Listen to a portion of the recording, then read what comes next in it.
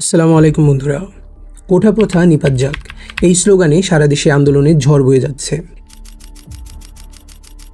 এই আন্দোলন বিভিন্ন বিশ্ববিদ্যালয়ের শিক্ষার্থীদের দ্বারা পরিচালিত হলেও এই আন্দোলন কি শুধু এই বিশ্ববিদ্যালয়ের শিক্ষার্থীদের জন্য যারা চাকরি পরীক্ষা দিচ্ছে?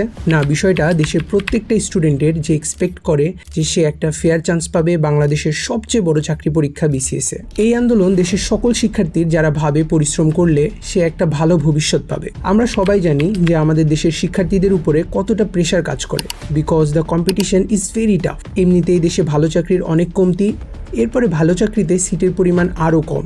এখন যদি আবার এই সিটের জন্য যে এক্সাম কন্ডাক্ট করা হচ্ছে সেখানে 56%-এর বেশি শুধু কোঠায় স্পেসিফিক সিট হয়, দেন ভবিষ্যৎ প্রজন্মের জন্য আমরা কি রেখে যাচ্ছি? What hope will be left for the future of our country? চলুন শুরু থেকে শুরু করা যাক।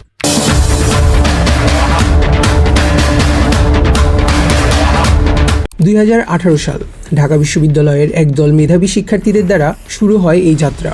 1972 সাল থেকে কোঠা ব্যবস্থা সংস্কারের দাবিতে চাকরি প্রত্যাশী ও সাধারণ শিক্ষার্থীরা বাংলাদেশ সাধারণ ছাত্র অধিকার সংরক্ষণ পরিষদ এর নেতৃত্বে 2018 সালের জানুয়ারি থেকে ধারাবাহিকভাবে বিক্ষোভ ও মানববন্ধন কর্মসূচি পালন করেন। তাদের দাবির যৌক্তিকতার উপরে খেয়াল রেখে বাংলাদেশ সরকার কোঠা ব্যবস্থাকে তুলে নিতে বাধ্য হন। বৃহস্পতিবার প্রধানমন্ত্রীর সভাপতিত্বে মন্ত্রিসভার বৈঠকে সরকারি চাকুরিতে কোটা সংস্কার সংক্রান্ত কমিটির এই সুপারিশ অনুমোদন দেওয়া হয়েছে। তাহলে সব তো ঠিক ছিল, তাহলে 2024 সালে এসে কেন এত আন্দোলন, কেন এত বিক্ষোভ? চলুন বিষয়টা সম্বন্ধে ক্লিয়ার আইডিয়া নেওয়া যাক। গণপ্রজাতন্ত্রী বাংলাদেশ সংবিধানে 19, 29(1) এবং 29(2) অনুচ্ছেদ সমূহে চাকরির ক্ষেত্রে সকল নাগরিকের সমান সুযোগ সুবিধার কথা বলা হয়েছে। তাহলে শেখ হাসিনার এই সরকার কোঠা ব্যবস্থার মাধ্যমে বৈষম্যতার সূচনা করলো না তো? বর্তমান বাংলাদেশ সরকারি চাকরির ক্ষেত্রে 55%-এর বেশি, ধরতে গেলে 56%, যার একটা বড় অংশ জুড়ে মুক্তিযোদ্ধা কোঠা রয়েছে 30%। কিন্তু মুক্তিযোদ্ধারা আসলে কি চায়? চলুন কিছু ক্লিপ থেকে জেনে যাওয়া। আমি মুক্তিযোদ্ধার সন্তান, কিন্তু আমি যতদূর জানি যে বাংলাদেশ সরকার যথেষ্ট সুযোগ সুবিধা আমার বাবাকে দিচ্ছে, আমার ফ্যামিলিকে দিচ্ছে। বাবা প্রতি মাসে 20,000 টাকা ভাতা পাচ্ছে, এটাও একজন সরকারি চাকরিজীবীর বেতনের চাইতে কোনো অংশে কম না। সেইখানে আমার প্রয়োজন নেই তো যে আমি অন্য একজনের চাকরির সুযোগটা নষ্ট করার। এছাড়াও রয়েছে নারী কোঠা। আপনাদের মনে প্রশ্ন জাগতে পারে নারীরা কি চায়? চলুন কিছু ক্লিপস থেকে জানা যাক। আমরা নারী, আমরাও যে পারি সেটা আমরা নিজের যোগ্যতায় প্রমাণ করতে চাই। আমি তো নারী, ঠিক আছে, কিন্তু আমি নারী কোঠাও চাচ্ছি না। আমরা কোঠা চাই না। কোঠা কাদের জন্য? আমরা সব রকমের সুযোগ সুবিধা পাই, এখন তো আমাদের কোঠার প্রয়োজন নাই।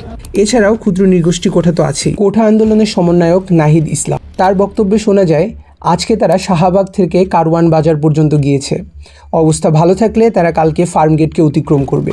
তারা ঢাকা বিশ্ববিদ্যালয়ের গ্রন্থাগারের সামনে সবাই একত্রিত হবে এবং কোনো হল যদি তাদেরকে সম্মেলনে বাধা দেয় তাহলে তারা সম্মিলিতভাবে সেই হলকে ঘেরাও করবে। পূর্ব ঘোষিত কর্মসূচি অনুযায়ী গতদিন ঢাকার 8 জায়গায় সড়ক অবরোধ করে শিক্ষার্থীরা।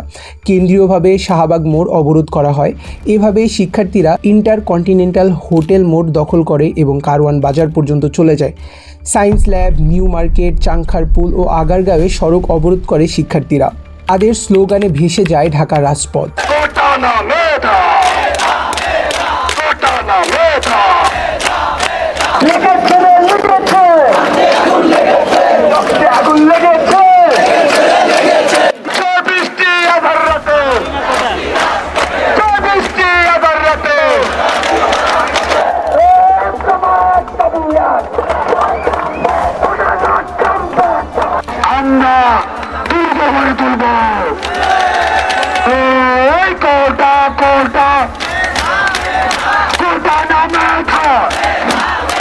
কোঠা না মেধা, মেধা মেধা।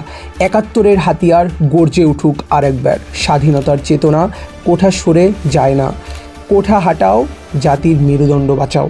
এরকম আরও স্লোগান। বাংলাদেশ সরকার কি তাদের দাবি মেনে নেবে কি মেনে নেবে না এবং ফুল হিস্ট্রি সম্বন্ধে জানতে অবশ্যই চ্যানেলটিকে সাবস্ক্রাইব করুন।